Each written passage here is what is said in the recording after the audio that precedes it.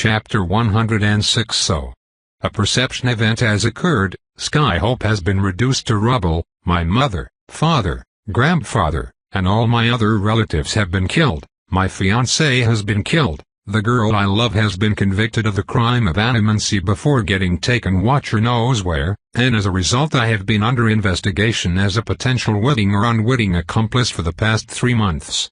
I am third lay deep in LP Vesuvius, and I must regretfully admit that I have rather inconveniently failed to stop a minor apocalypse.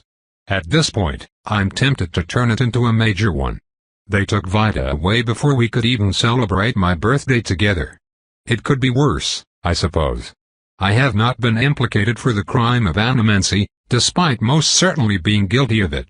After Vida was arrested, I suspected that either Bentley, Orville, or both would give an accurate account of Nora's death, so I preempted this and admitted it first. It was easy to claim that I had been ignorant up until then, as Bentley and Orville have no idea that this is false, and so when their stories were sought they gave an accurate accounting to match my own. Oh no, Inquisitors. I had no idea, Inquisitors. I would have told you, Inquisitors, but she killed my teammate and threatened to kill the rest of us as well. Oh Inquisitors, thank you for saving me, I'm such a helpless victim. Pa. I don't know if they can read souls like Vida can, but even if so I'm confident that mine would read as sufficiently cowed and honest. Vida's skill at lie detection makes her ideal practice for lying. They investigated my laboratory, because of course they did, but thankfully no evidence of wrongdoing was found. Theodora and her slime clone must have gotten out safely and cleaned house before leaving it, bless them both. Unfortunately, I do not know where either of them are, nor have I made any effort to locate them, because even with all available evidence pointing to my innocence I was put under observation for 3 months. I had a constant minder, a zealous thorn in my side that I just couldn't pluck out. At least after the first month I convinced them that, if I was going to be having Templars following me around all damn day anyway, they should at least let me do biomancy work on them. I whiled away the next 2 months doing an absolute drudgery of healer's work, earning personal and political capital by not charging any actual capital for the services. After the constant, exciting research opportunities Vida supplied me, it was frankly quite unbearable. I couldn't even sneak in experiments on anyone other than myself, which was just horribly inefficient. After the 3-month mark, I'd finally been cleared of suspicion. At least, cleared of official, legal suspicion. Which was wonderful. I finally had some breathing room. I took a day to visit Vida's family and continue my work on them, which was exactly the kind of therapy I needed. Then our border forts got smashed by Sigulda's army. Oh yes, did I forget to mention? The nation of Sigulda declared war on us. I can hardly blame them, considering how thoroughly we trounced them 40 years ago. It must have been quite embarrassing. But really, declaring war less than a 10-day after our capital was devastated by a natural disaster is rather poor sportsmanship, if you ask me. So my respect to Sigulda, really. War isn't a sport, for fuck's sake. I want to vomit whenever I hear people complaining about it. I have rather vocally held the opinion, in fact, that the few remaining nobles need to not whinge about the unfairness of the situation, but create solutions to it. This is, perhaps, the mistake that led to me being in front of the king today. In the darkest hours of our war 40 years ago, the young King Karen and Tones, your grandfather, First Lord Havelock Vesuvius, won his status by ripping victory from each and every battle, no matter how outnumbered. King Karen sniffs in what he no doubt thinks is an imperious manner, his speech sounding like it had been memorized barely 10 minutes before this meeting. Watch his eyes, he is just so young and stupid. Our king is shorter than Vida, for goodness sake. He can't be more than 10 years old. The throne room in which I kneel before him is a hastily constructed edifice, lacking so much of the previous royal palace's opulent wealth it reminds me more of the Hunters' Guild than the ultimate seat of power within the country. Reconstruction of Skyhope is proceeding with relative smoothness, but by necessity the focus is on practical, essential structures.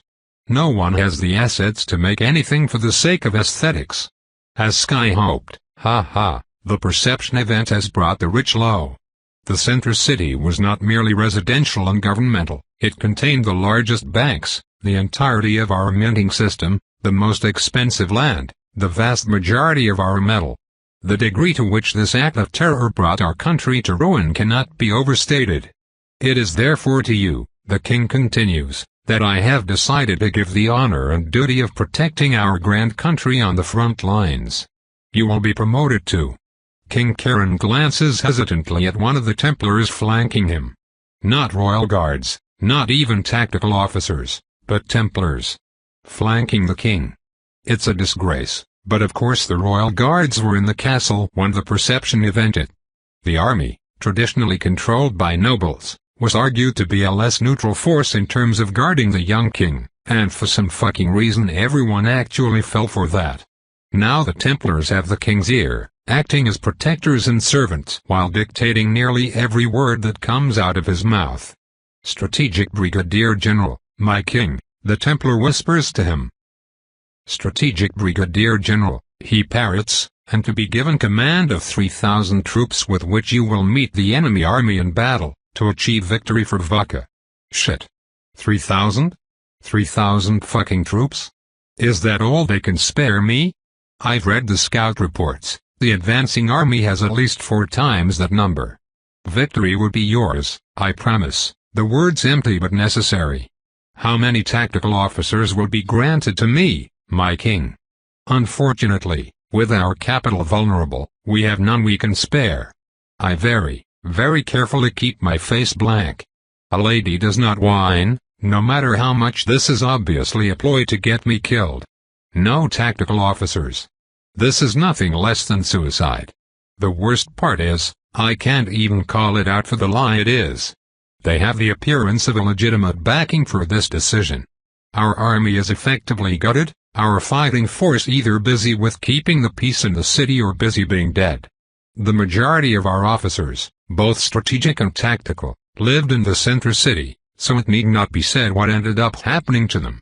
The distinction between tactical and strategic officers in Vodka's army is a noteworthy one. Strategic officers are what you would normally think of when you think of a commander. Their primary purpose is to direct the assets under them, be those assets coin or men. They determine formations, troop placement, and plan the wars before, during, and after each battle. Although not all at once, of course. There are many of them with many different specialties, and together they make sure the grease gets on the wheels, so to speak. My newly drafted position puts me in a position of complete power over all 3,000 troops I will be given, but I have no capacity to make decisions on grand strategy, or determine where those troops will ultimately be deployed to defend. The absolute highest commanding strategic officer is of course the king, but in practice the king rarely interferes with war other than to declare it. Tactical officer, conversely, is just a very fancy way of saying living weapon. Tactical officers command troops, although generally only a very small number of troops assigned specifically to support them. What a tactical officer is, in layman's terms, is a person with talent or skill so overwhelming that they can eliminate an enormous amount of the enemy's troops, sometimes in the quadruple or quintuple digits, before being taken out or forced to retreat. At least, in theory. Because of this overwhelming strength, the primary job of the tactical officer in practice is to check the enemy's tactical officers, locking them down so that they do not obliterate entire allied battalions by themselves. The enemy army is nearly guaranteed to have individuals powerful enough to deal with people on the level of a High Templar, and I will have none. We will be completely slaughtered. Damn this fool king.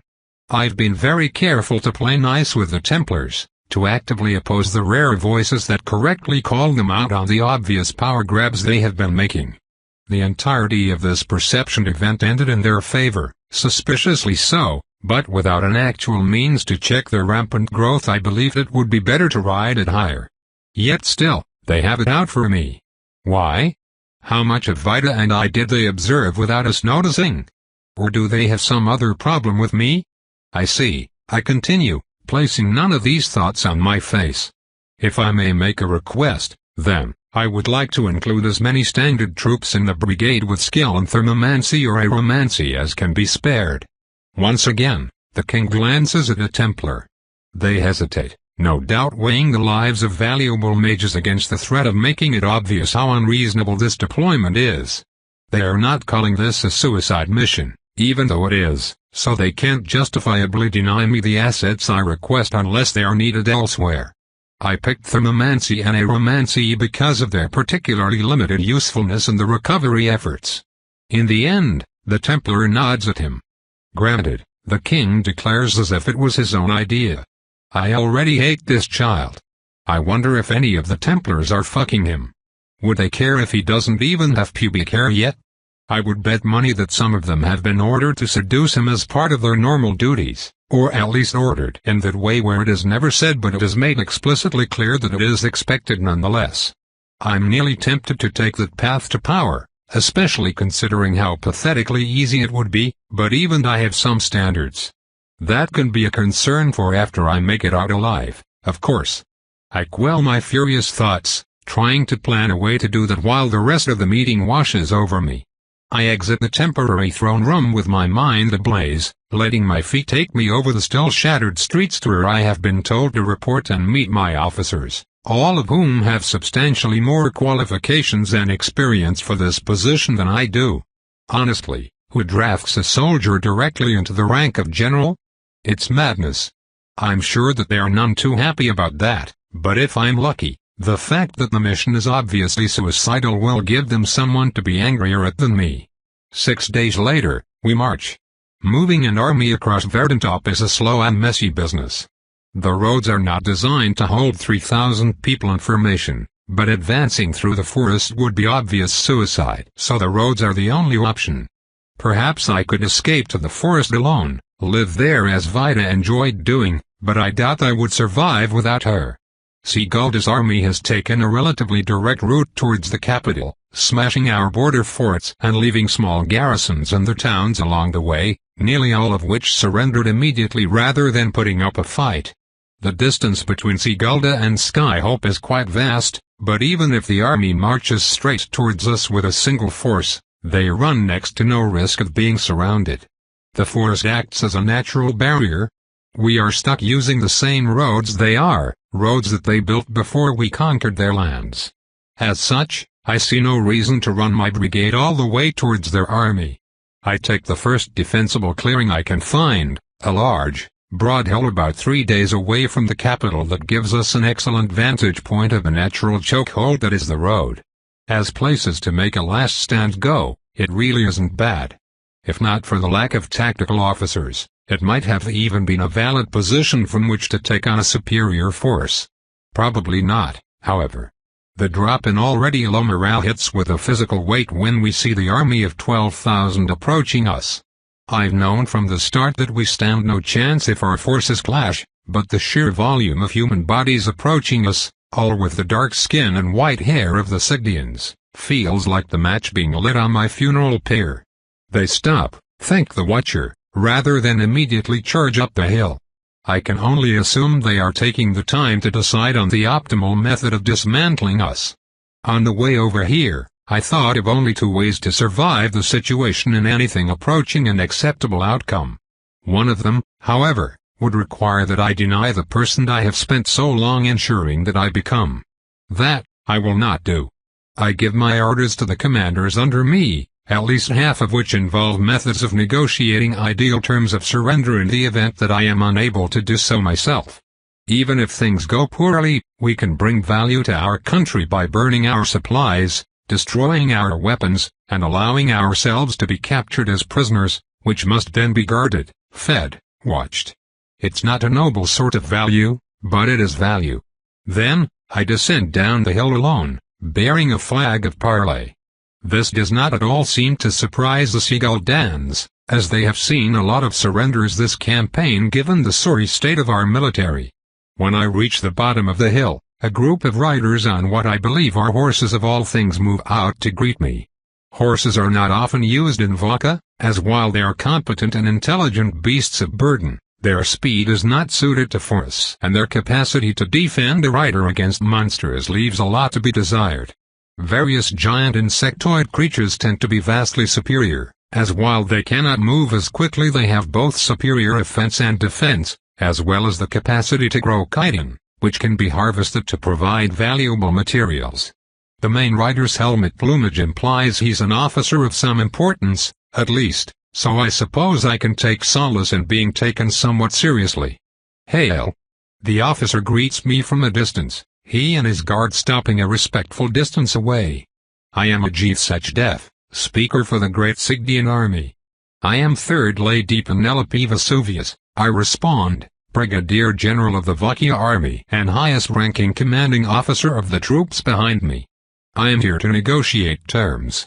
I am invested with the power to negotiate the terms of your surrender, the speaker responds.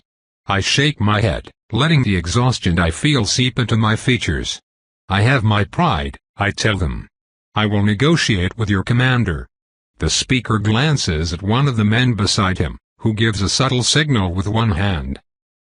The commander will not walk blindly into a Vakan trap, the speaker dismisses. There is no trap, I say frankly. Even you can tell we are a token force.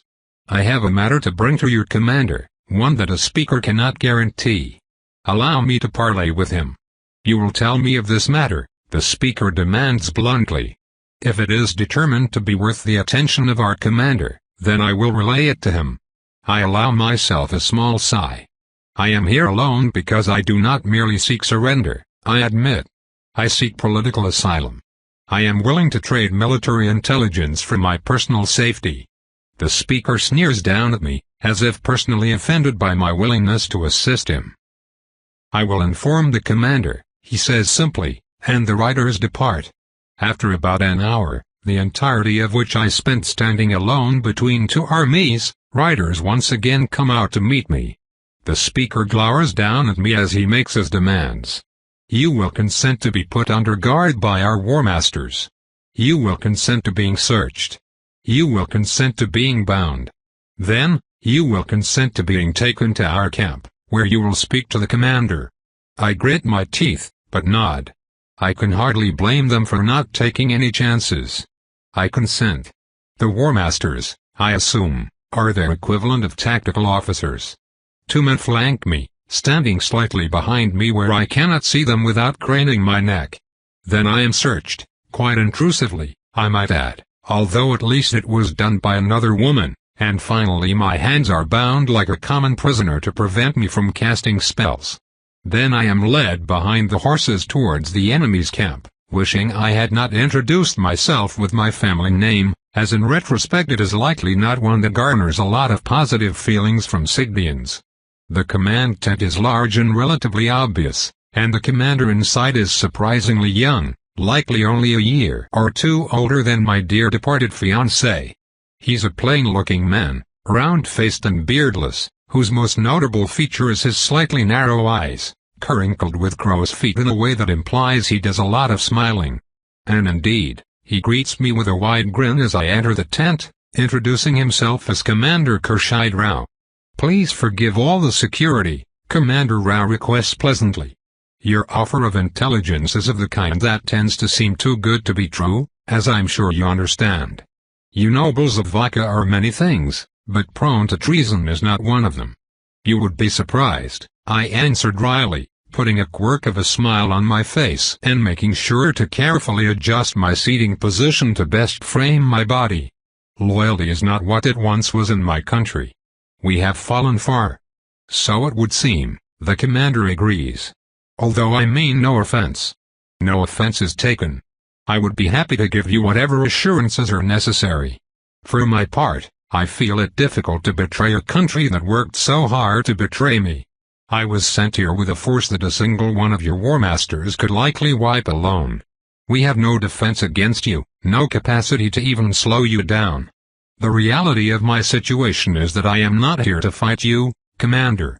I am here to be assassinated by you, or at minimum to be captured and humiliated by you, and the 3,000 men sent with me were considered an acceptable sacrifice to accomplish this.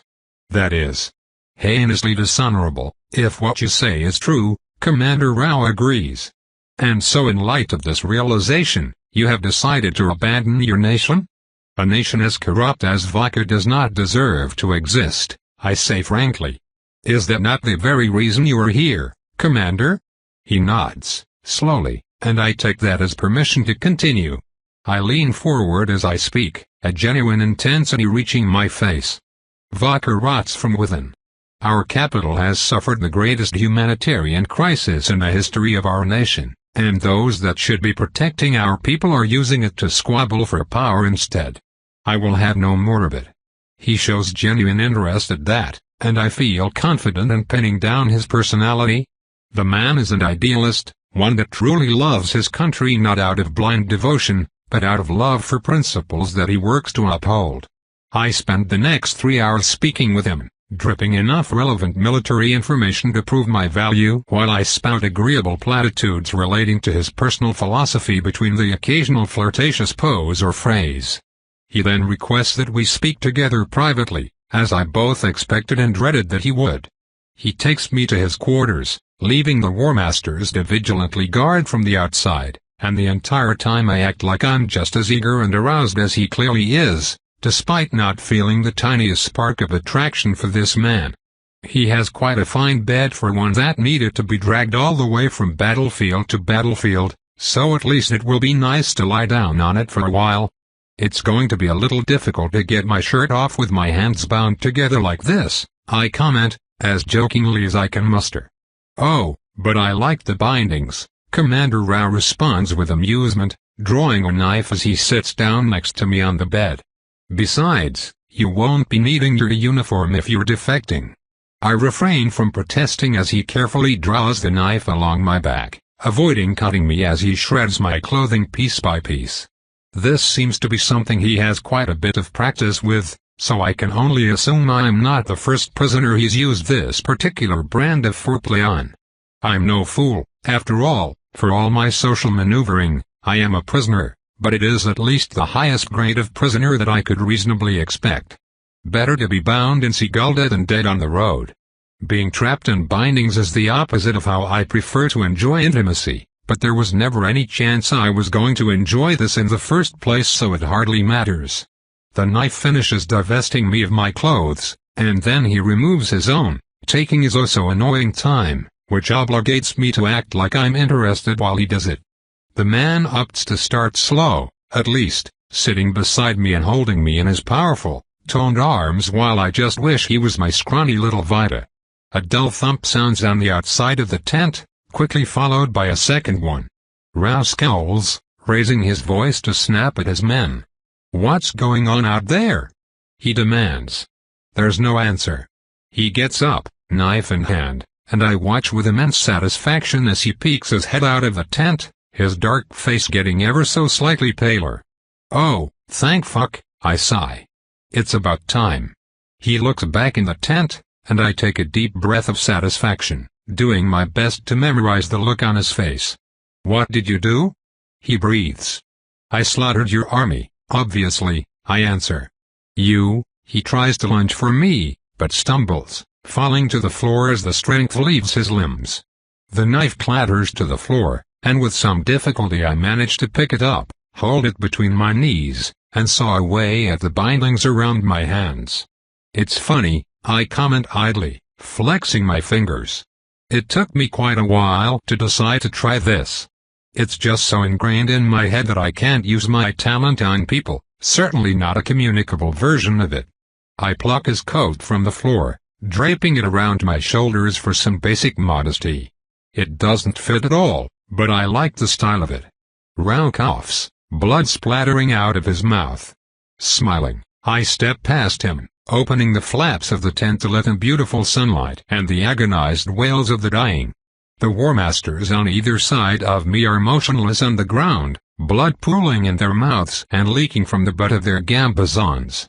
There's not much to see, alas, as these particular variants do nearly all of their damage internally, but being able to gaze out at the massive bodies curled up on the ground, screams of the dying snuffed out as their last breaths get drawn.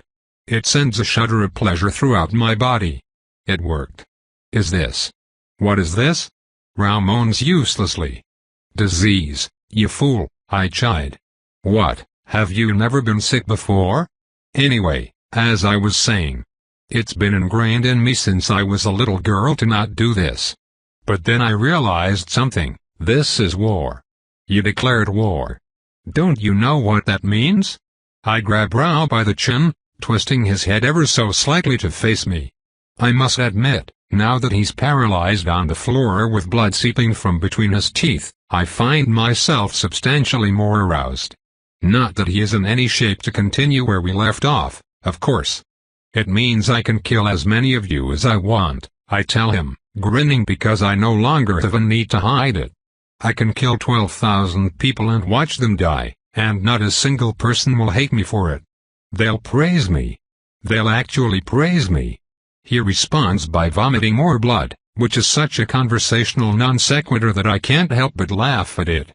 Come on, I taunt him openly, not bothering to pretend it's anything else. Don't you have better last words than that? This is not war. He chokes. I scoff. You're here to kill us all. You don't get to complain just because you don't like how I killed you back.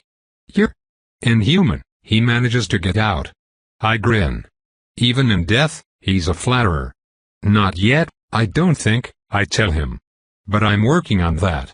I can still barely believe I pulled it off. This plan was rife with points of failure, but I am, after all, a genius. A desperate genius, but nonetheless. I stalled long enough to spread my creations, they went undetected despite my heavy guard, and no one tried to cure them until it was far too late. It's a modern army, so they have biomancers, but they are just rank-and-file novices that learn how to regenerate limbs and then consider themselves experts. When I seed the area with airborne diseases the likes of which no living person has ever seen, when I order my aeromancers to subtly alter the wind just enough to keep the plague contained and spread it through the camp, when I turn every living person into a carrier of the deadliest creations I can imagine, each asymptomatic until enough time has passed to infect every last soldier twice over.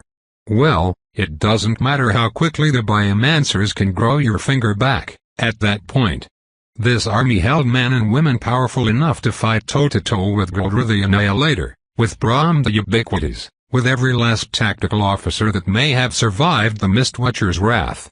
But no matter how strong they are, they can't brute force their way through a cocktail of plagues that they don't even know exists. Rao succumbs to paralysis without further comment, and I indulge myself for the next 5 minutes by waiting around to watch him die, scanning his body with spells to absorb the full experience of his agony as my creations burst his insides piece by piece, organ by organ. It's over far too soon, but at least I'll get to enjoy the memory later. Now, however, I must get back to work. There is an important second phase to my plan, which is not getting killed by the undead that are about to spawn due to it. I walk about the camp, admiring my handiwork and double-checking that none of the healers' tents managed to squirrel away a survivor. Then comes the frustrating work of counter-diseases, plagues designed to target plagues and wipe them from an area so that my army can come in and destroy the zombies. When I finish, I beat a quick escape, sending a signal to the sky. I'm cutting it close, far too close, as any moment now undead will start to rise from the beautiful slaughter I have committed. Thankfully, I have thermomancers. They advance, hurling fire around the camp. Only the supplies are spared, which we capture and sterilize. It's enough food to feed 12,000 soldiers for a month, and though that's a lot, it is honestly less than I was hoping. I suppose we can try to raid the supply lines that they have no doubt set up behind their advance force, but that will be a job for someone else, if I have anything to say about it. Which I will. All 3,000 of my troops watched me walk into the middle of an enemy army and were the only one to walk out. We positively identified 5 known High Templar level threats, all of whom are now dead. It's unprecedented for a person to have the level of power I just displayed. Watcher's eyes, I wish I could just keep using it. I wish I could slaughter the entire church the same way. And technically, I can. I would just need to kill all of Skyhope in the process, because the great weakness of disease is that it is rather indiscriminate. For the right price, I could lay the church low. But the price of my entire city is not one I'm willing to pay. My duty demands that I stay my hand, and now that I have shown it, my enemies will inevitably develop countermeasures regardless. In fact, I will likely be ordered to develop them myself. Still, it was worth it. I take a deep breath, letting my nostrils bask in the scent of burning corpses. Just for today, I am a goddess. Today my mask served the will of my true self, not the other way around. I didn't just survive, I lived. It's time to begin my own plots. I will not let the church have their way. I will not let them keep Vita from me. When I return to Skyhope, my army untouched and my coffers full of plundered weapons and rice, I am declared First Lady Penelope Vesuvius. Cognomen are not granted to true nobles the way they are to High Templars. We gain family names instead, each one pulled from ancient mythology about mountains that belch molten stone. I, of course, already possess a second name, so my title is not added to. Still, after a few rumors I helped to bolster, I informally gained an additional moniker, one that I am quite fond of. To my enemies, it is a warning. To me, it is an aspiration. Vesuvius the Inhuman. Chapter 107. Today is the 1-year anniversary of the day that I ate my father. It's an inauspicious day to finally find myself at the island's edge. The forest doesn't grow near the edge, for reasons I don't know. When I finally found it, I was hesitant to leave the relative safety of the trees. A road runs between the forest edge and the islands, and roads mean humans. Even if I don't hurt one by accident, they will certainly be inclined to hurt me. I don't want that, no matter how much I deserve it. So despite the great dread of familiarity, I craft myself a disguise. A bit of trial and error over the course of a few weeks is enough to find a working method of shaping my webs into something I can wear. A silky cloak made of webbing, gloves and thick paddings for my feet, and of course the wooden owl mask that I have held on to all this time. Once again, on this wretched anniversary, I don clothes and step out into the world of humanity. It's unlikely to be as good of a disguise as it was a year ago. I'm nearly twice as tall, my body lanky but growing into a somewhat humanoid womanhood. Which to some part of my mind is pleasantly welcome but in practice is mostly just annoying. Why do I even have these? I've seen human women attach babies to their chest before, but given that I hatched from an egg and immediately started killing my siblings, I don't think I want to put any part of my body near the mouth of a baby Vrothizo.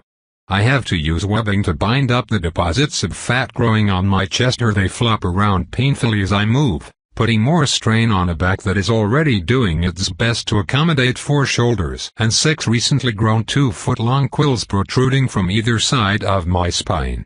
I am, to put it lightly, constantly sore. Not hurt, at least not really, but whatever method my body uses to slap parts into place is less than perfect. In terms of the disguise, however, the biggest giveaway is going to be my feet, which I don't really have anymore. Instead, I have talons. I find myself drawn to creatures that are fast, presumably because of how much of a coward I am. For a while, I feasted on 2-legged lizard monsters that hunt in packs and ran down prey much like quetzals.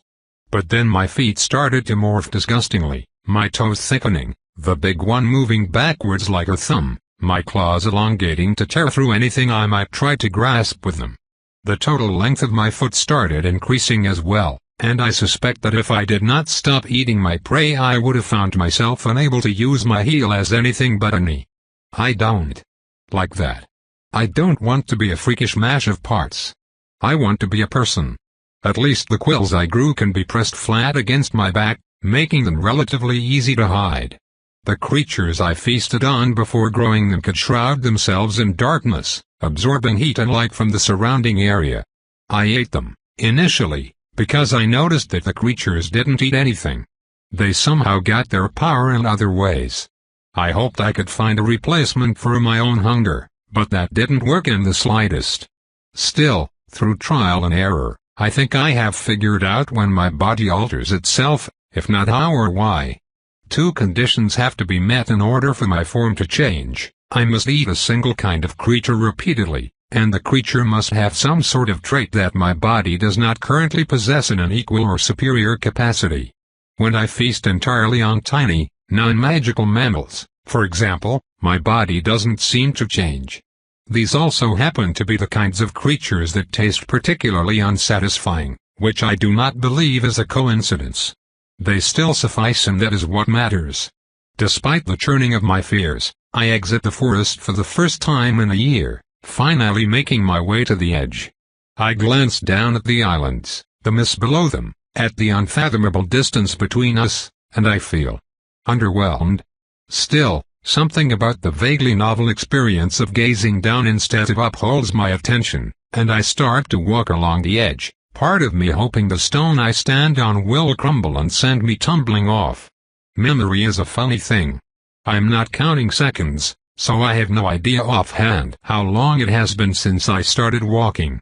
But if I just look up, in a moment I can compare the position of the islands where they were the last time I glanced, compare that memory with the memory of the day's length 312 days ago, and know how quickly the island moves and therefore how long it has been since I last checked. Of course, that takes effort, and I didn't always check the time on a given day a year ago, but whenever I am curious I can usually figure it out. I'm not curious today. I just want to look down and let the novel sights distract me from my own thoughts for as long as they can. I managed to keep this up for a few days. Day and night, I plod along the edge, occasionally catching and eating small animals I sniff out along the way. It's a pleasant walk, comparatively speaking, with much to look at and many idle ruminations about the consequences of simply stepping off. On the fourth day, the mists below start to clear. Enormous tendrils of flesh crest above them, writhing without apparent purpose. The more of the creature I can see, the more of its tendrils and eyes an impossible scale I witness, the more of a sinking feeling starts to weigh itself down in my chest. So, this is God, then. If you fall, a woman's voice says, I will be awfully annoyed if I have to catch you. I freeze. I had been so entranced by watching the water that I didn't notice the absurdly powerful, absurdly delicious-smelling scent approaching me, tickling at my urges to eat. Still, I've been out on the road for a long time now. I suppose it was inevitable that I would run into someone. I glance in the direction of the voice and behold a flying figure in brilliant white chitin armor, full plate from helmet to toe, not exposing a single hint of skin. A Templar uniform, although the red accents around the edges of the armor indicate a higher rank. No one ever explained the ranks to me, however, and I've never seen a Templar with red. The presumably female Templar, judging by the voice, since that is literally all I have to go on, lands beside me. It's an odd experience, to be this close to a human after so long. I know that I've grown, but actually staring at an adult face to face without having to crane my neck upward is more than a little jarring. Cat got your tongue? The armored Templar asks, tilting her head. Or is this a mystery thing? It's a little early in the season for masks, and I don't think we're going to celebrate the Skyhope Festival this year, considering recent events. I take a deep breath, and then let it out, trying to force myself to speak. It has been so long. Sorry, I managed to choke out. You don't have to catch me if I fall. The woman barks out a laugh, turning her body to look off the edge with me. Thinking of joining him down there, are you? She asks flippantly. I'll give you the same warning I give everyone, the fall is longer than you think. You're more likely to die of dehydration than you are to die on impact. Terrible way to go, really. I suppose you can aim for an island, but that just doesn't have the same symbolic value, does it? And if you miss? I break my gaze away from her, looking down once more. How long does it take humans to die of dehydration? 4 days, 5? I can go longer than that. I'm more worried about surviving the fall, personally, I admit. Is that so? She asks. Is surviving a terminal velocity impact a concern for you? I imagine myself crashing down onto the surface of another island, bones broken and blood leaking from all over. But still alive. Perhaps someone would see me fall, perhaps they would check the impact site. And between hunger and injury, would I have the self-control necessary to do anything other than devour my savior all over again? Or would I kill them as soon as I could move? I don't know, I answer. Maybe. Probably. I should leave, but something in me aches to continue the conversation with this random stranger.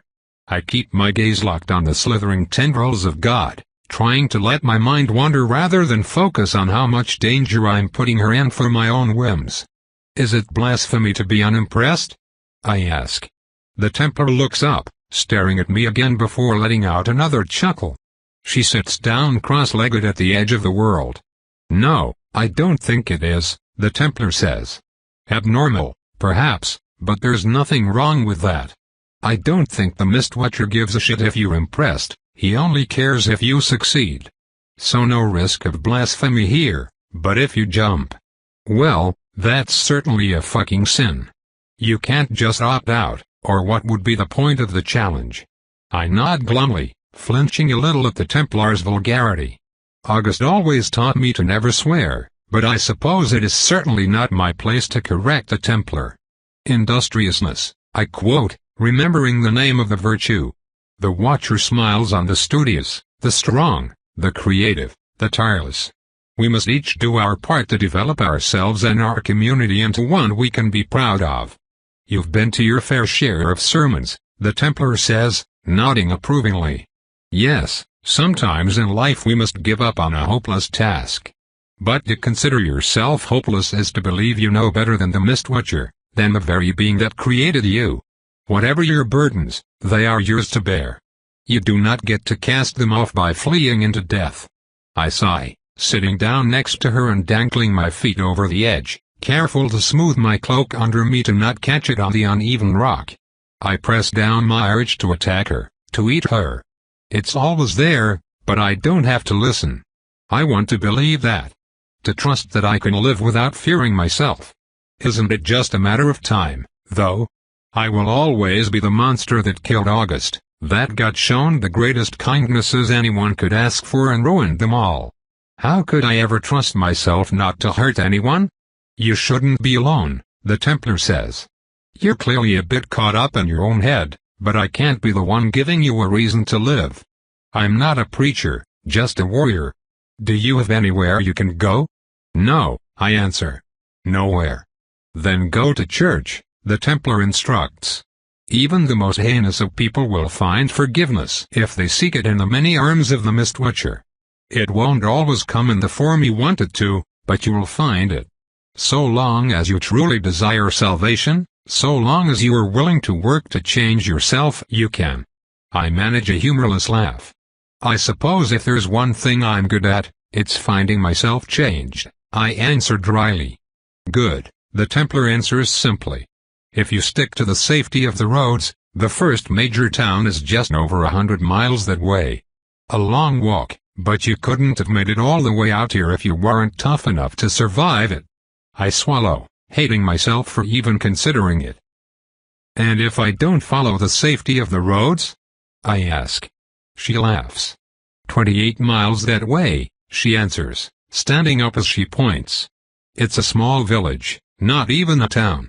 The roads there all got grown over, cutting them off from the outside world. I just tried burning them a path, but we don't have enough salt to keep the land dead. They are cut off, but too damn stubborn to move. They could use a protector, if you're strong enough to make it there. I'm pretty much the opposite of the protecting type, I comment, but my eyes are drawn in the direction she indicates nonetheless. Well, they could use a killer, too, the Templar tells me. It's the same damn thing on this island. Hi Templar. A voice shouts from down the road. Hi Templar, please come back. Oops, that would be my minders, the High Templar says, laughing. I'd best get going. Her fingers flick around in a rapid blur of movement, and then she lifts off the ground, flying away. I can't help but be jealous of that, at least a little. I'd like to try eating flying creatures, but I'm afraid that instead of wings I'll just get some other wretched mutation.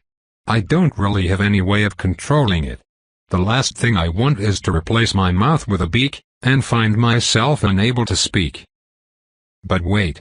Why does it matter if I can talk when I can't even trust myself around humans? Before I know it, I'm moving away from the edge, heading towards the village that Templar spoke of. I hope she was accurate in terms of the direction she pointed, because I'm following it exactly. But why? The idea of being with humans again. Well, let's just say that I have no illusions of being able to live like I used to, and certainly no intention of being any kind of protector. How could I be?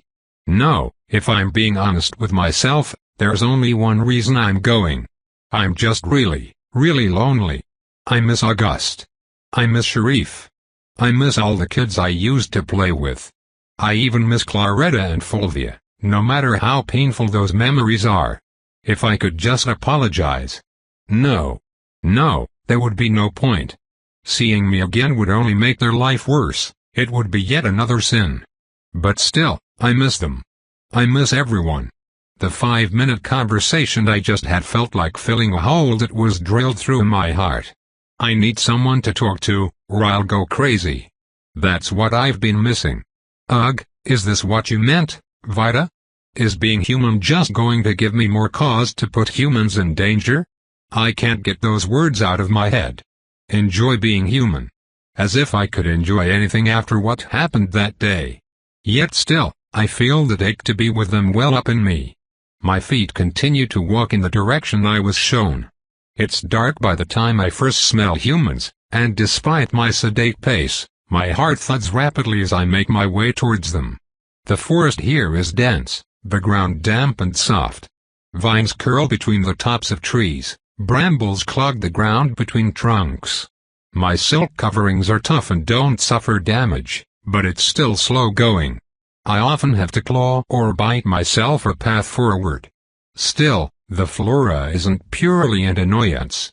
In many places on the ground, I see flowers blooming, though I can't tell what color they are, due to the lack of light. Beautiful, bittersweet plants that both remind me of the worst mistakes in my life and still fill me with the joy I had collecting them during that time. I carefully step past the gorgeous blooms and continue approaching the smell of humans. Beholding the human settlement is startlingly similar to my first view of New Talsi, if much closer. Like the city August lived in, this village lies in an inexplicably sudden clearing, a spot where plants, for whatever reason, dare not to grow. The humans, of course, don't care, their kind thriving in this sort of environment.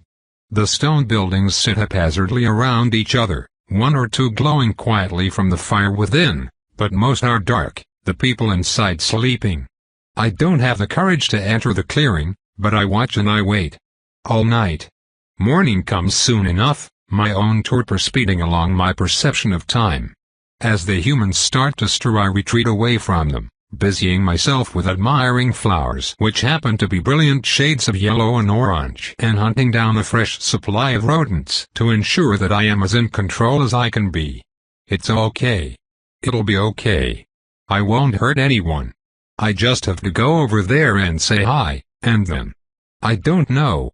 And then I'll do something else. Cry and run away, maybe. I have nearly died dozens of times in the forest, fighting monsters 10 times my size, and I have never wanted to scream more than I do right now. So I just watch. The structure closest to me appears to be the home of an adult woman who is shorter than me, which is still weird, and 3 children, 2 boys and a girl. I watch them go about their day as I peek through the trees, longing to go greet them. The children are close enough together in height that I assume they are each only a year apart, the oldest of them likely only a couple of birthdays ahead of Sharif. The girl, who is the youngest, shadows her mother as the woman goes about doing chores, from hanging clothing up to dry to chopping firewood out of a nearly intact dead tree that seems to have been recently felled and dragged next to the house. The boys play together for the start of the day, but after an hour or two their mother yells at them to cook food. They work together to do so, the oldest heading inside and starting the fire, while the other runs off elsewhere into the town, returning with an armful of vegetables and a sack that smells like dead meat. Unexpectedly, he glances directly at me right before entering the house, and the two of us share a moment of frozen terror before I jump backwards, retreating into the forest with a racing heart. He saw me. I double and triple check my mask, my cloak, my other coverings. They are all in place. He didn't see what I am. He looked so scared, though. But why? Is there something wrong with me? Is my mask okay? After making sure I'm far too deep in the trees to follow, I sit down next to a flower patch and, with shaking hands, remove it. It looks the same as it always has, as intact as the day I first chose it. I breathe a sigh of relief, place it firmly back on my face, and stand back up. It doesn't take more than a couple hours for me to find myself staring out from the forest once again. I watch the same house, careful to dodge back into the trees if anyone starts to turn my way. Other villagers occasionally come by, adults chatting with the mother and trading with her, children playing with the children of the house. Enraptured, my stares continue until an island's penumbra hits, day starting to turn to night. The family returns to their home, the boy who saw me before turning his head towards my hiding spot before he heads inside, but I am fast, far faster than any human, and I am gone before he spots me again. When the light vanishes in the peak of night, I curl up on the forest floor and begin my torpor until day, despite my muscles and body screaming to move, to hunt throughout the night. My body gets its wish, a dangerous scent filling my nostrils 2 hours after dusk. A fellow monster approaches, strong enough to start my nose twitching, my mouth drooling. At first, I want to ignore it, but the closer it wanders towards the village the more I worry. Will it attack? Will it seek food there? After some deliberation, I rise, removing my mask and cloak. If nothing else, I won't be able to torpor properly while I worry about it. I hunt, and a few minutes later the 5-legged exoskeletal beast is dead, its meat and blood nourishing me for the night. As well as, perhaps, its soul. I don't know for sure, as I barely even understand what souls are, but I've heard the word and from what I understand they are quite important, unique to living things. My own observations seem to indicate that some part of me feasts on the ephemeral, and something about death makes the consumption of the body unpalatable. As if my existence needed to be even more horrifying. There is nothing I can do about it, even if it is the case. I've already tried and failed to stop eating entirely, and it becomes no more possible merely because my diet is that much more monstrous. Before starving to death, I reach an even worse state. Failing to eat doesn't make me hungrier, it only reduces my self-control. A couple 10 days pass like this.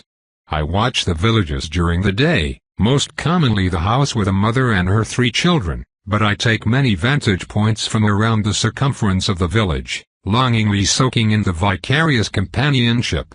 I'm fairly certain that I am spotted a few more times, unable to watch every possible witness at once, but I am never pursued. The village is built in an almost perfectly circular clearing, and from nearly anywhere it is possible to see the strange obelisk in the center of that circle, sticking upward like a giant needle. I have no idea what it is, and no courage to enter the village in order to investigate. When powerful creatures get close, I kill them, occasionally eating them when I'm forced to fight with my teeth. It is always possible that I will grow some new and horrible part of my body, but as long as the village isn't encroached on by the same kind of monster repeatedly, I will hopefully be okay. For the first time in a long time, I have even set up a nest, web traps and advanced warning systems allowing me to effectively guard the entire forest surrounding the village. At this point, I almost wish we'll get attacked by something, just to cut the damn suspense. I'm listening in on the conversation between 2 of the men of the village, named Jay and Young. My hearing is very good, after all, and while I know eavesdropping is rude, it seems less rude than inviting myself into the village and maybe eating someone. It's right to have this much peace from the forest, but you're not gonna hear me complain about it, Jay says. MEBBE, the High Templar actually fucking did something, wouldn't that be swell? The people of the village have somewhat of a strange accent, but I don't find it very difficult to interpret them regardless. Oi? Myung snaps. You'd best be respecting the High Templar, Jay. She came all the way out here for us, there's more than we thought anyone would do. Especially with the capital how it is. Jay grunts. Well, either the High Templar did something, or it's that ghost Yoon's boy keeps harping on about. I twitch my ears a bit at that. Yoon is the name of the single mother of 3 I watch so often, which means the ghost is probably me. Don't know what manner of thing the boy saw, but he ain't the only one. Something's been creepin' about our forest, though the old preacher insists it can't be a ghost. And what does he know about ghosts? I've seen stranger things in the forest. Well, here's what I know about ghosts, absolutely nothing. I've never even heard the word before today, so I'm not really sure what this all means. A very quiet snapping noise yanks me away from those thoughts, however, and I quickly twist my head around to see one of my early warning threads drooping slack. Time to hunt, it would seem. I don't smell anything, which matches what my threads tell me, namely that the monster is approaching from the opposite side of the village. That is a bit of pain, even as fast as I am. I retreat from my eavesdropping spot and quickly start to run around the circumference of the village, heading back towards my main nest. I smell it much sooner than I expect to, hearing the crashing of branches and, soon after, a scream. Panic filling me, I rush back to the tree line only to see a pitch-black beast with a thick, barrel-like body charging mindlessly into the village. It has 4 twisting horns jutting from an abnormally small head given its size, and it runs on 4 equally disproportionate legs, hooves in the front, needle-like feet in the back, all of which are far too small for a creature with such a massive frame. Sharp spines coat its back, chitinous armor covers its belly, and dark fur shrouds its face. Even before I see it open its maw to reveal curved, black teeth, it's easy enough to recognize my kin. Vrothizo. And it's rushing straight into the village, its first target a woman I have never met yet seen so much of. Yoon. Honestly, I don't know what else I should be expecting from my life. With a flex of my feet, my talons burst free of the foot coverings I've bound them in, wicked claws gripping deep into the soft dirt as I blast myself forward. I have mentioned, previously, that I am fast. Even when I was half my current size, I could cover ground unlike even the quickest humans I knew. Now I am at speeds where any more strength to my legs would be less of a boon than if I was just smaller. I'm all but forced to bend forward as I run, my body low to the ground to present as little resistance to the earth as possible. This is not a technique I was taught, not something I saw someone else do and memorized. This is a lesson learned from trial and error, from feeling the wind itself try to crush me at the height of my speed. I am on the far side of the village from my target, still, but I cross the distance like an arrow, leaping past the screaming woman that flees at what may as well be a standstill to me. It is mid-flight to my enemy that I realize I am still adorned with my cloak and mask, the disguise hampering some of my greatest weapons. But not my speed. Still in midair, I wrap my arms around my brother's undersized head and hold firm as my momentum carries me ever forward. I curl my body, letting that speed transition into rotary motion, and feel the satisfying crunch as I twist his head hard enough to break his spine. A resounding clap thunders behind me as I come to a sudden stop, the earth itself finally catching up to my blitz of movement. Then he bites me, because an injury as pedestrian as a broken spine is hardly enough to take out a Vrothizo. I hiss with fury as his teeth slide through my cloak and my arm, stealing a sizable chunk of flesh from my body where it immediately vanishes down his twisted throat. I gouge my talons deep into his shoulders before kicking off him, landing on 3 limbs in time to see him charging directly at me, the humans forgotten. My brother roars furiously, and I feel a roar of my own bubble up in my chest, unleashing itself as I rip my mask off and meet him tooth to tooth. Battles between my kin are messy. A mouthful of flesh can be all we need to regenerate damage dealt to our bodies, and the mindless bloodlust that comes naturally to us tends to prioritize offense over defense. As a result, multi-Vrothizo combat tends to dance in incestuous cycles of feasting and regenerating as they tumble over one another in a furious hunger. I, however, am not an idiot, so I leap past him and bite both of his back legs off, using my superior speed to ensure that I never get within range of his mouth.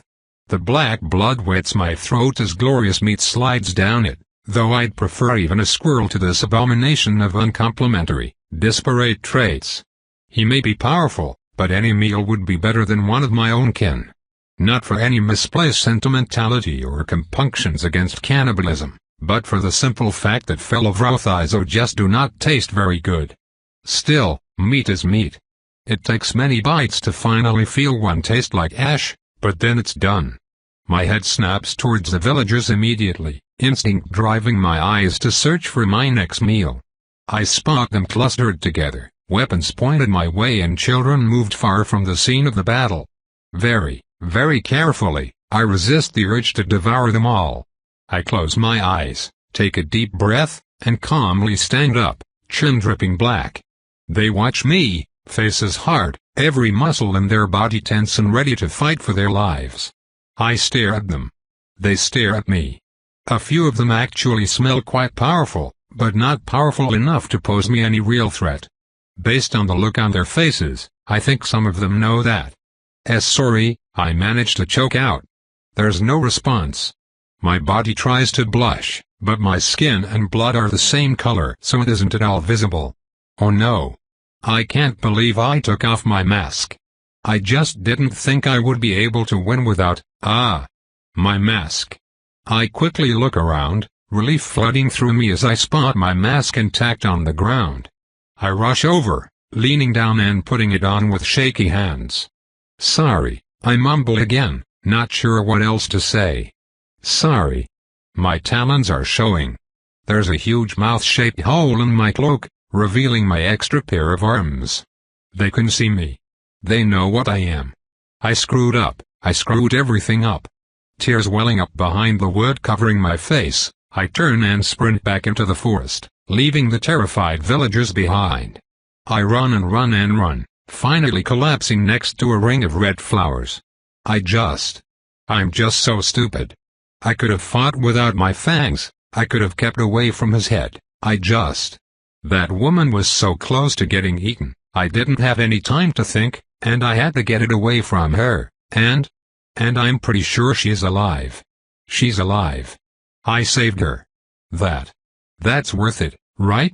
It doesn't matter if they hate me, it doesn't matter if I can never talk to anyone or have any friends ever again. I saved a life, instead of ending it. I did something good. I shudder out a few more tears, peeling my cloak and coverings off so I can stretch my aching back. I extend my quills perpendicular to my spine, letting them vibrate and feeling heat flow into my body, watching light twist unnaturally to render everything I see as warped and distorted. The heat is soothing, a balm on the layered, crisscrossing muscle groups under my skin. I stretch all four of my arms, rotating my shoulders slowly as I splay my toes. I'll be okay. No one got hurt except me, and I healed it right off. That's a victory.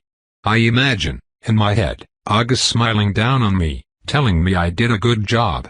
I start to cry again. The next day, I find myself heading back towards the village against my better judgment. I need to know that she's okay. I need to see with my own eyes that it wasn't for nothing. I peek out from my usual vantage point, and I'm surprised to not only see Yoon and her children, alive and well, but right next to the edge of the forest there is a small basket. Hesitantly, when I'm sure no one is watching, I grab it, lifting the cloth draped over it to check what's inside. A variety of dried and salted meat, a couple vegetables and mushrooms gathered from the forest. I don't understand why someone would leave this here. That night, I swiftly rush over to Yoon's house, leave the basket on her doorstep, and retreat back to my nest. The next day, I find it by the edge of the forest again, this time filled with different varieties of meat and vegetables. I'm not really sure what to do about this, but on a whim I pick some of my favorite flowers, put them in the basket, and then return it that night, still leaving everything else that was inside it where it is. The third day, Yoon stands with the basket in her hands by the edge of the forest, alone. Even her daughter, who always seems to be clinging to the hem of her dress, waits by the house with her two boys. She's scared of me, but she's looking for me too. I, of course, watch her from a completely different part of the clearing, trying to figure out what to do about this. Hello. Yoon calls out into the trees. Are you there? Do you understand me? Yes and yes, Not that I have any intention of saying so. Hello, she says again, and then steps into the forest. Oh, shoot. I dash around the edge of the clearing. I have a lot of webs set up around here, but they don't catch everything. If she gets stuck, and then something else comes by, she'll die. Hello, she repeats yet again, right as I jump in front of her, halting her advance into the forest. She jumps in surprise as I stand up, looking down at her. Get back, I tell her. Stay out of the forest and stop leaving me those baskets. Yoon is a bright-looking woman, with tightly curled blonde hair and a generous smattering of freckles. Her eyes go as white as saucers as she stares at me, making me glad I have my mask and cloak on securely. You can talk, she remarks in surprise. Yes, I can talk? I stammer. It's not safe here. Please leave. I need to thank you, the woman says. I don't have much, but I thought I could maybe find something you like. But then, did you leave me those flowers? Do you eat flowers? What? I manage, dumbfounded. No. Look, you can't give me any food, I don't. Can you just get out of the forest? Why have you been watching us? She asks. I don't know, because I'm creepy. Her eyebrows raise a bit and then she suddenly snorts with laughter. That's such a funny answer. She giggles. Look, we've all seen you around for a while, and it seems like you've been helping. You haven't just saved me, right? You're why we haven't been attacked lately. I step back a little, my heart beating a mile a minute. I've been killing monsters, yeah. But look, I'm dangerous, Yoon. You know my name? She asks. I swallow nervously. I have really good hearing, I explain. Okay, so maybe you're a little creepy, but I still want to make it up to you. Yoon insists, stepping forward. Come on, please. I know it's a little selfish, but I just won't feel right unless I can do something for you. Just get out of the forest, I insist. Please? She taps her chin. Alright, but only if you come with me. My boys really want to meet you. I blink. Wait, I thought she wanted to make this up to me, not make more demands. What? Come on. It'll be fine. Do you have a name? Lark. My name is Lark. Nice to meet ya, Lark. The woman says, grinning and holding out her hand to shake. Carefully, hesitantly, I reach out my own hand and clasp it in hers. She grabs me firmly, and instead of shaking she pulls my hand up close to her face and starts poking at my fingertips. Ooh. You got claws, don't ya? Fascinating. Almost thought the men had wax in their eyes when they told me. I freeze, not wanting to accidentally cut her. From behind her, back in the village, I smell a pack of the village's stronger inhabitants approaching our way. Yoon. A man's voice snaps. Jay, I think. Oi? Are you in there? What are you doing, you fool woman? Oh. Yoon says brightly. Come on, let's go introduce you. Wait, I manage, but she's already pulling me towards the clearing.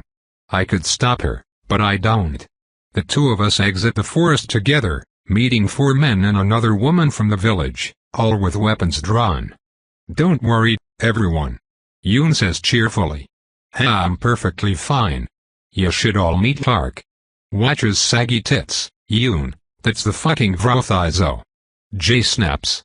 Get away from it. I blink. That's quite a swear. I'm pretty sure the Miss Rutcher doesn't have those. Don't get your dick in a twist, Jay, she clearly ain't. Do you see this lady trying to bite my throat out?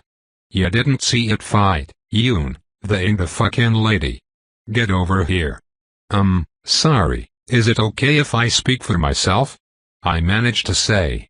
The gathered warriors all stare at me in surprise as Yoon grins smugly. I told you fools. Maybe she ain't human, but she ain't Nevrothizo. I, am actually, I say. A Vrothizo, I mean. Yoon laughs nervously, glancing up at me. Odd sense of humor, but you clearly aren't, she argues, a bit of that joviality to her voice slipping away. What with the whole tucking and the flowers and the not killing anybody. It's not a joke in good taste, you understand. We've had quite a bit of trouble with the black creatures lately. It's not a joke, I tell her. Sorry. I reach up to my face, hands shaking slightly as I remove my mask and hood. What's the point of trying to hide it? A bunch of them have already seen me. It's not like I would be able to keep the ruse up. Lying is a sin anyway. I ought to at least be honest about it. I flick my triangular ears, letting them perk up to their full height now that they are free from the tyranny of my hood. Without the mask, I can see a lot better, though my vision is generally good enough for it to not make a difference. My eyes glance over the villagers, warriors tensing to spring into action while Yoon. She just stares in horror. I expected this, but I still feel tears threatening to form in my eyes. I suppose they'll drive me off, as is only sensible. I shouldn't even be here. I should have ran the moment they knew what I was. No.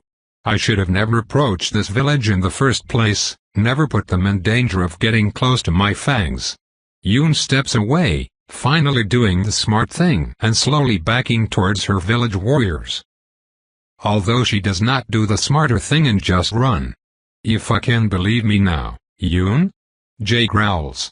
He holds a small axe in each hand, which looks kind of odd to me, but the one axe fighter I've seen didn't really seem like he was great at it, so maybe 2 is the way to go.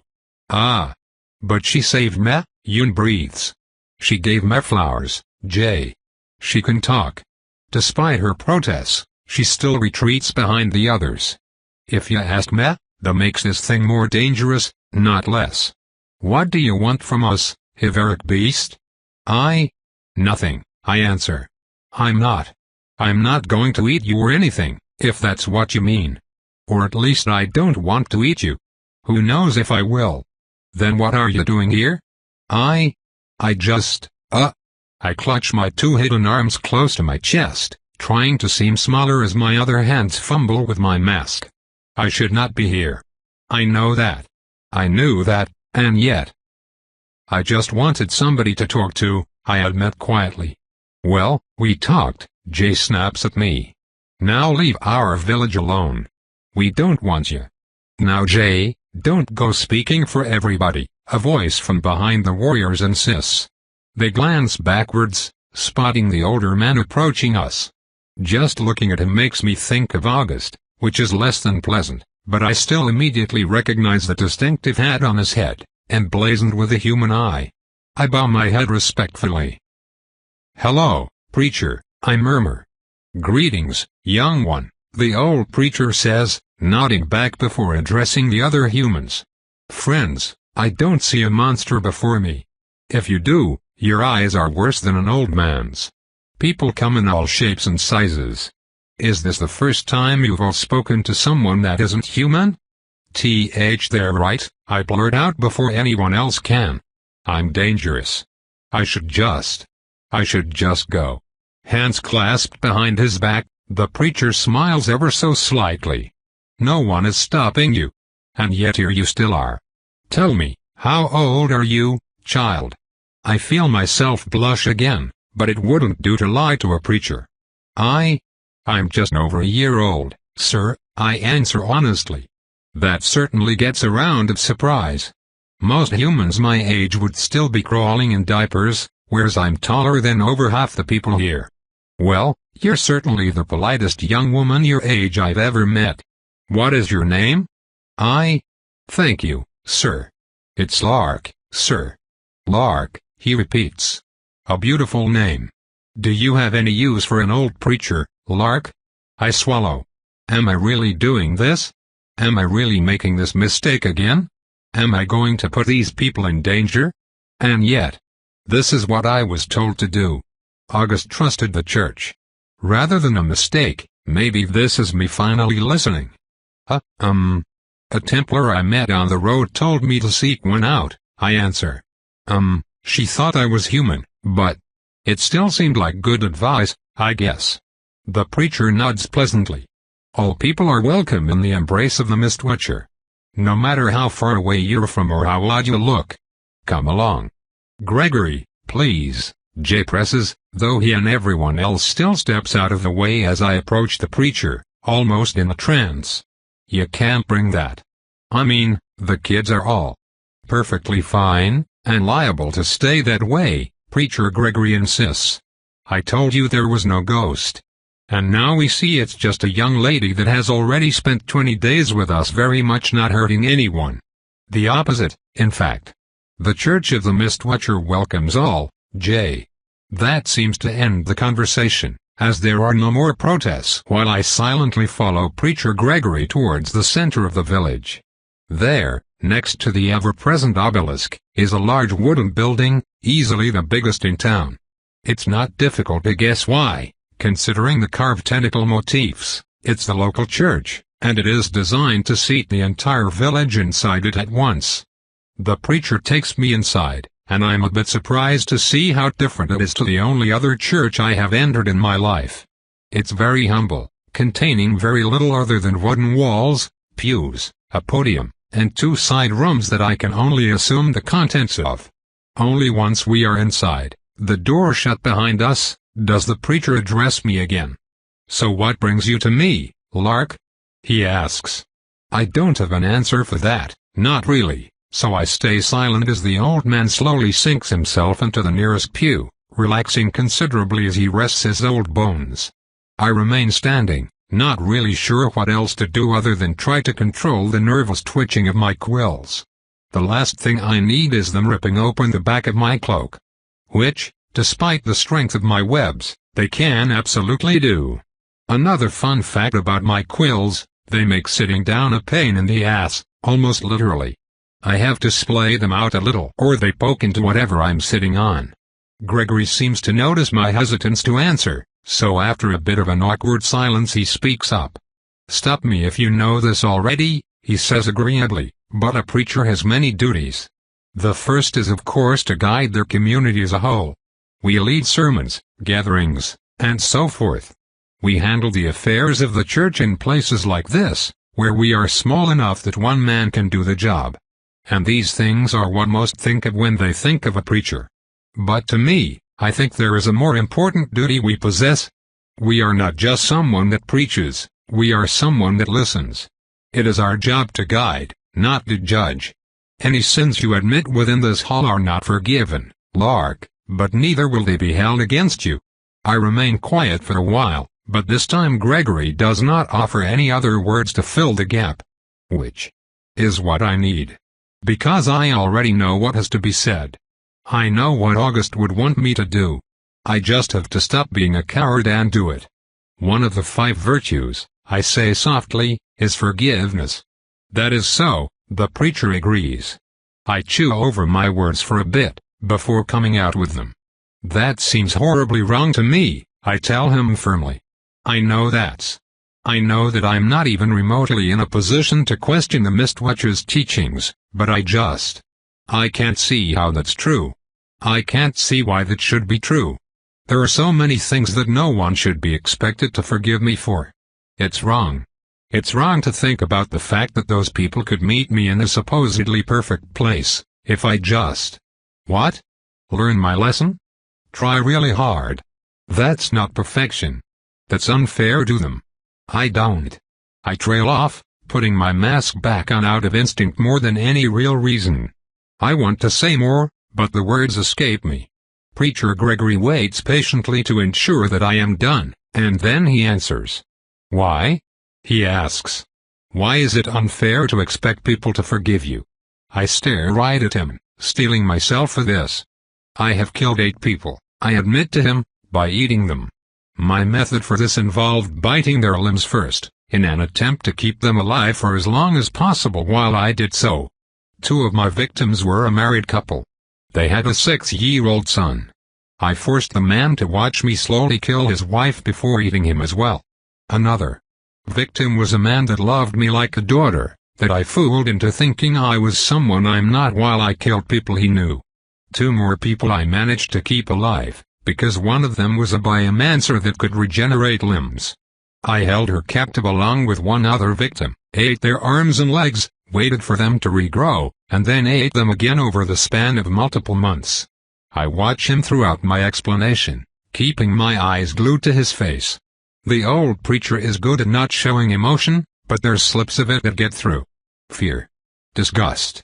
It's a confession that I've rehearsed before, in my head, trying to figure out the best way to emphasize the way I see my own crimes. Good luck trying not to hold this against me. Yet his voice is still calm and measured when he finally finds it. And do you intend to do these sorts of things here? He asks. Why do you admit this to me? Because the last two are still alive. And I can't think of a single thing more horrible, more undeserving than the idea that they might be expected to forgive me. I don't understand it. Immediately, his face softens. Just a year old, you said. Well, let me ask you this then. Why did you do it? I frown. What does the reason matter? It was still done. Well, at first it was instinct, I answer anyway. I was hungry. But some of my earliest victims taught me how to speak, and from that point on, I have no excuse. I knew that they were people, that they could think, that they could be hurt, but I just didn't care. Yet now you do, the preacher confirms. I swallow. I do. But it's too late. I can't take back what I've done. No one can. But anyone can be redeemed. You're making a common mistake, young Clark. Your victims have been irreparably harmed by you, but the forgiveness you seek is not from that of your victims. The forgiveness you must earn is that of the Mistwatcher. They may hate you until the end of time, and that is their right. But you may still be forgiven, nonetheless. I sigh through my nose. I don't deserve that, though. He shakes his head, that faint smile still on his lips. Lark, you misunderstand the nature of forgiveness. It is not a mercy granted to you that you may cease to regret your past. It is not a set of weights you can acquire with good deeds and place on a scale. The promise of forgiveness is an obligation placed on you, an expectation that you will earn your salvation despite your failings. Following the Mistwatcher is not a balm on your wounds, it is a duty that is liable to give you more of them. It is about work, it is about struggle, and it is about grinding away at this dark world we have been given so that we can make it just a little bit brighter. That is forgiveness in the eyes of the Mistwatcher. You are strong, child. From your strength you have built horrors and graves, but if you wish to walk a new path that strength will be tested far beyond the lengths to which your evils have strained it. Is that what you desire? I knew my answer before he asked the question. Yes, I whisper.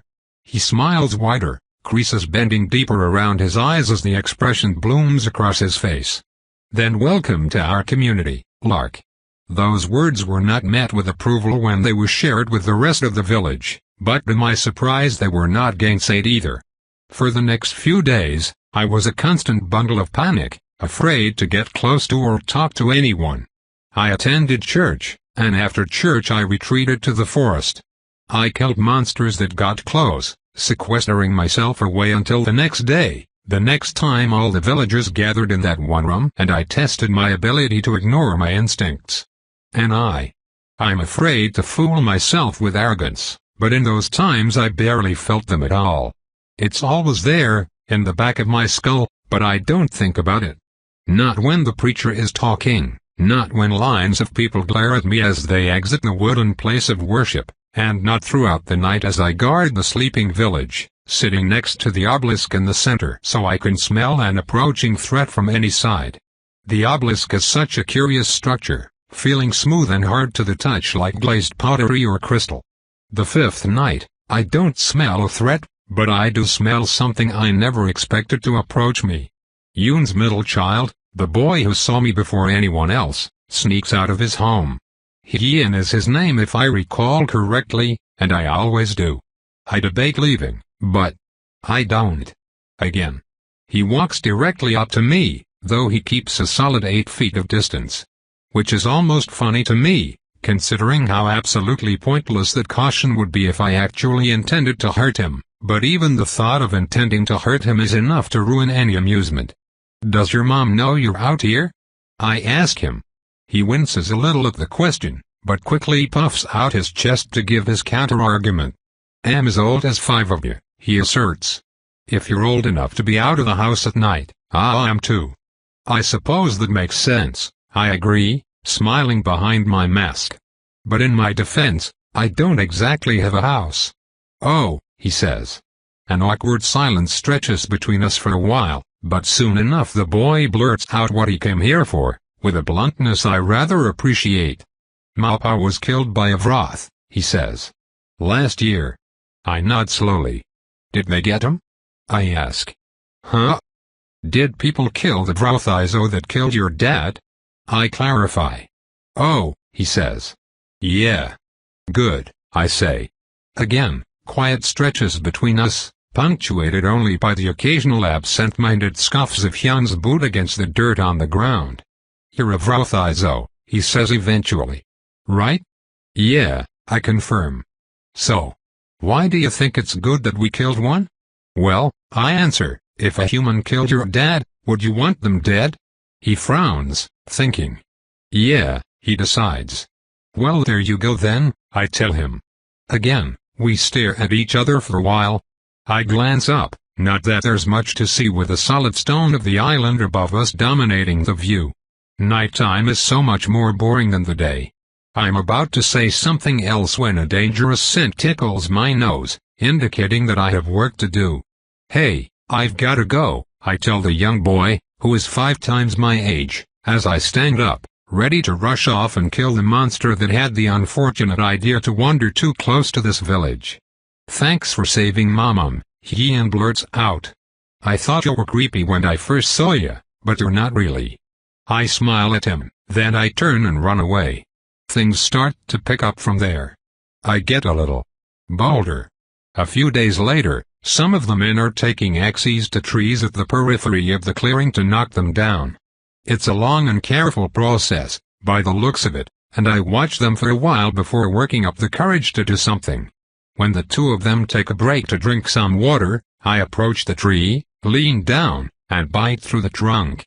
Obviously, I can't eat trees, and they taste terrible.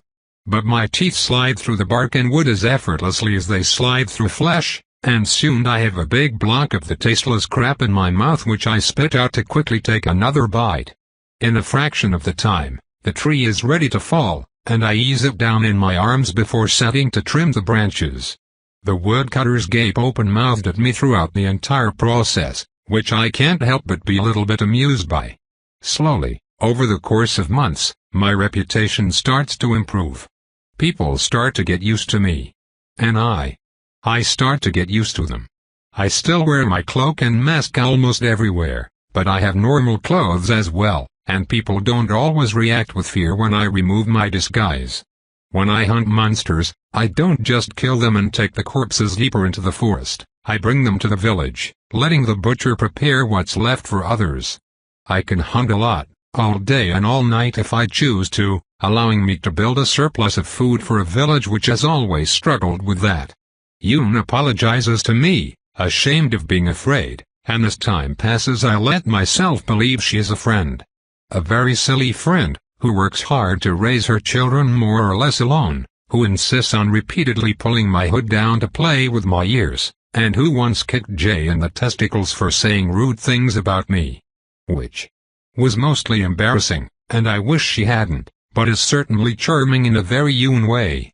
The months continue to roll by, and after I've been part of the village for over a year, their murderer turned protector, I sense one of the most powerful smells I've ever sensed before. And it's familiar. With a wave of scorching heat, a dozen trees vanish into ash in front of my eyes. A High Templar walks into the village, over 30 other Templars and twice as many workers marching behind her with carts, laying down stone and salt and poison to stop the obliterated bits of the forest from returning anew. It's a road. A clear path through the treacherous forest, a bridge between this village and the rest of the world. It's the most terrifying thing that could have happened to me. My disguise fully on, hood up and mask firmly attached, I am the first to greet the High Templar, in part because I am the first to know she's coming.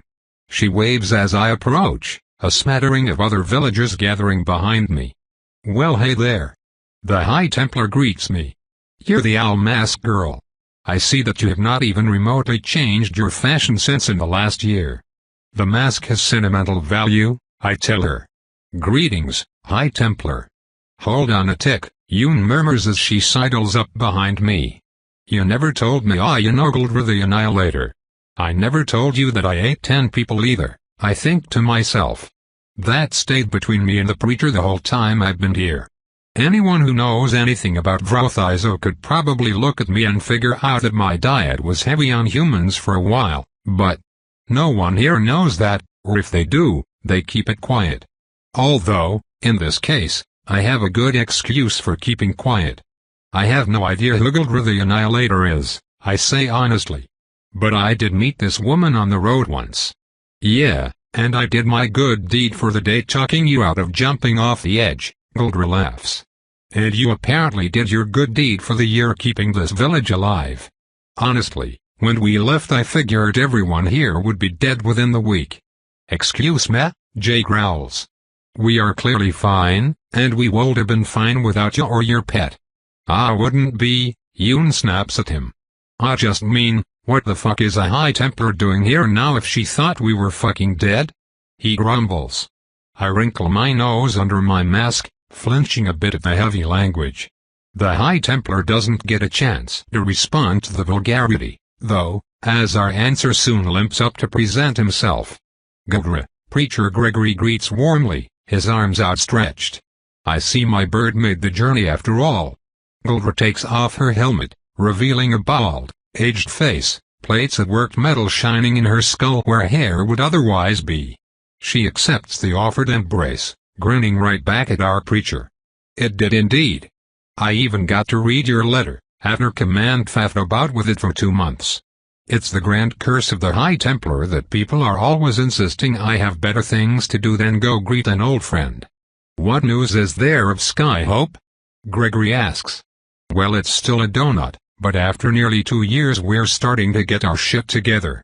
Still worse off than we were before, of course, but we finally have the groundwork set to actually improve things in Vaka. Hence, new roads.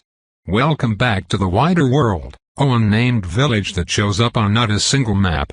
I say nothing as the exchange continues, wondering what my life will now become.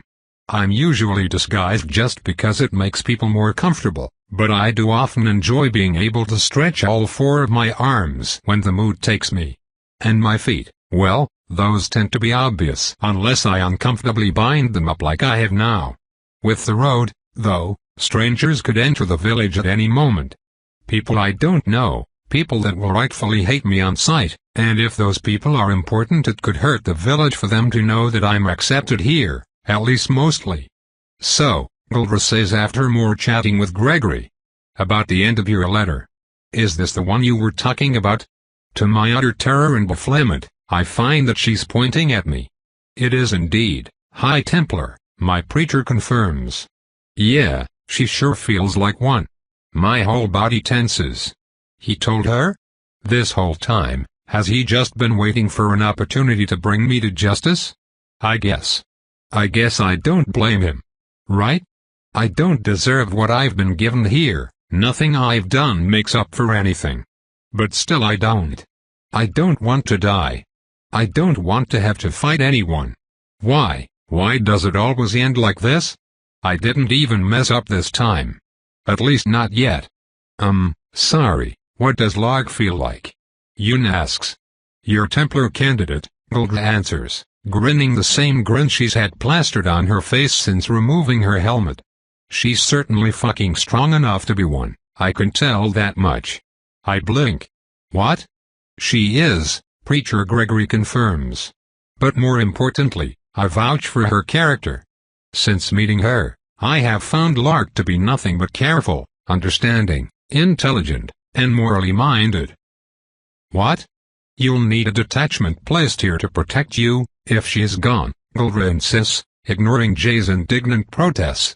Well, I wouldn't turn down having 1 or 2 Templars around the place, as is befitting of a church in Vaka. You'll have 5, Gildra says. And we brought your research team. I assure you this village would be well cared for. My humblest thanks, Preacher Gregory says, nodding politely. Sorry, can we slow down for a second? I blurt out. What's going on? What does it sound like? Guldra asks Riley. You're being officially invited to become a Templar, kid. What? But why? Do you know that I'm under the normal minimum age limit? Guldra asks, cutting me off. Yeah, but we can keep that nice and quiet, making a reasonable exception for your unique circumstances. She winks at me. A High Templar just winks at me. Ah, Lark, that's incredible. Yun chirps, reaching up to vigorously rub the top of my head. You're gonna be a Templar? You'd better write. But neither of us know how to read. I told you, Lark, Preacher Gregory says to me. The Mistwatcher accepts all kinds. It is within my power to recommend you for this position, and I believe it is the path where you will do the most good. But Lark, Gregory says, cutting me off kindly but firmly. You have been here for a year. Have any of your fears come to pass? Have you ever even gotten close? I shut my mouth. He's right. It has never even gotten close. But I've been careful to never go without eating. To never get seriously injured. A Templar, Lark, you will be fine. And if what you fear does happen, what better place to be than surrounded by those most likely to be able to stop you? That's actually a good point. But I don't want to leave. I finally found somewhere that I'm almost comfortable. Even with the road, I should be able to manage. I should be able to help more than I hurt. Why does that all have to change now? No, I know the answer to that already. It's not about me. It's not about what place would be happiest for me. What Preacher Gregory is saying is that this is not enough. It's not the kind of goodness I could or should be doing. I have to be more than this. The Templars are where he thinks I'll do the most good. And I have to do good. I owe the world more than I can repay. I have to make August proud. Well? The High Templar asks. I'm not gonna drag you off if you don't want to come, but I do have a lot of stops to make before we get back to Skyhope, and I'm hoping to get a move on. Are you in, Templar candidate Lark? I swallow. This is just so ridiculous. I'm a Vrothizo. I'm a man-eating monster. Less than 2 years ago I was gleefully killing hunters, and now I'm joining the most important organization on the island? Is that a joke? I look the High Templar in the eyes. I don't deserve this, I tell her firmly. She snorts derisively, as if I couldn't have told her anything stupider. Do you think I do? I don't give a single shit what you deserve. Are you in or out? I swallow, staring blankly ahead. Yun gives me a hip bump and a thumbs up, but I barely even notice. I'm confused, terrified, and overwhelmed. But I answer. I'm in, I tell her, and the next thing I know we're heading for Skyhope. Tope continued. Thanks for listening.